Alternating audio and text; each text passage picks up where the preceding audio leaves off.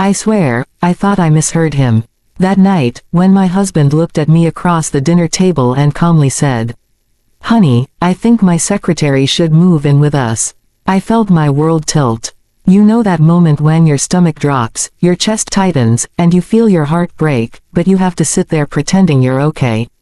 That was me. I laughed nervously and said, "I'm sorry, what?" And he repeated it, word for word. "I think she needs a place to stay for a while. She's going through a rough time." His voice was calm, too calm. And that's when I realized, this wasn't some impulsive idea. He'd planned this. We've been married for 17 years. I met James when I was 24, ambitious, charming, the kind of man who could light up a room with his confidence. We built a beautiful home, had 2 kids, and people always told me how lucky I was. I believed it too, until she showed up.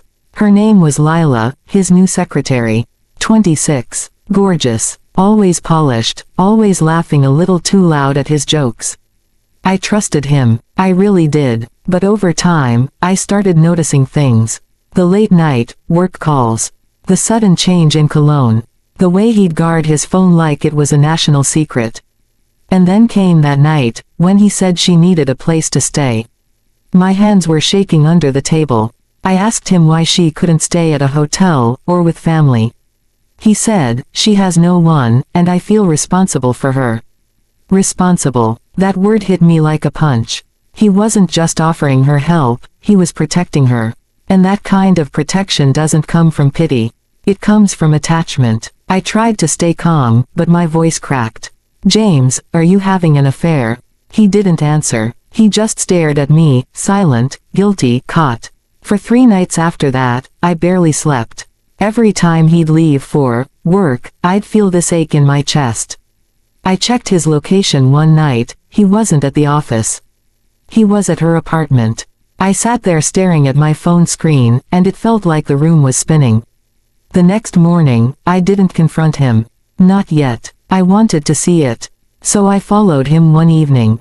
Parked across the street. I watched him walk up to her door, carrying groceries, smiling, laughing, the same way he used to look at me years ago. My husband was living a double life. And he wanted to bring that life into my home. 2 days later, he came home early. He sat me down on the couch and said, "I don't want to lose you.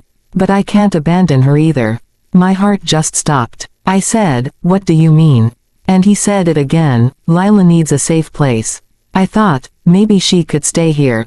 It's temporary. My husband, the man I built my entire world with, was asking me to share my home with his affair partner. He said it like it was reasonable. Like he was doing something noble. I couldn't even look at him. I just whispered, "You already brought her into your life, now you want to bring her into mine." That night, after he went to bed, I went through his messages. Hundreds of texts. "I can't stop thinking about you. You make me feel alive again. I'll find a way to make this work." He wasn't helping her, he was planning a future with her. My hands were shaking so hard I almost dropped the phone. And then, I took screenshots. Every single one. I printed them out, put them in an envelope, and placed it right on his pillow. The next morning, when he saw it, he went pale. He said, "You went through my phone." I said, "No, I went through our marriage." He tried to explain, to justify, to twist it. Said it wasn't physical at first. Said he was confused. Said he still loved me. But love doesn't make you lie. Love doesn't make you bring another woman into your home. I told him, if she moves in, I move out. Silence. He didn't stop me when I walked away. He didn't even try. That silence told me everything I needed to know. It's been 8 months since that night. He moved in with her eventually, and last I heard, they broke up after 3 months. I guess she didn't like the man he became when the lies ran out. Meanwhile, I rebuilt my life. Slowly, quietly, I learned how to enjoy silence again. I started painting, volunteering, laughing without guilt. Sometimes, I still wonder why he thought I'd accept another woman in my home, in my life. But now I understand. He wasn't asking me to save her. He was asking me to lose myself, and I finally said no. People say betrayal destroys you. But it doesn't. It reveals who you are when the world falls apart. I walked away from the man I loved, but I found the woman I had forgotten to be. And that's something no one can take from me again.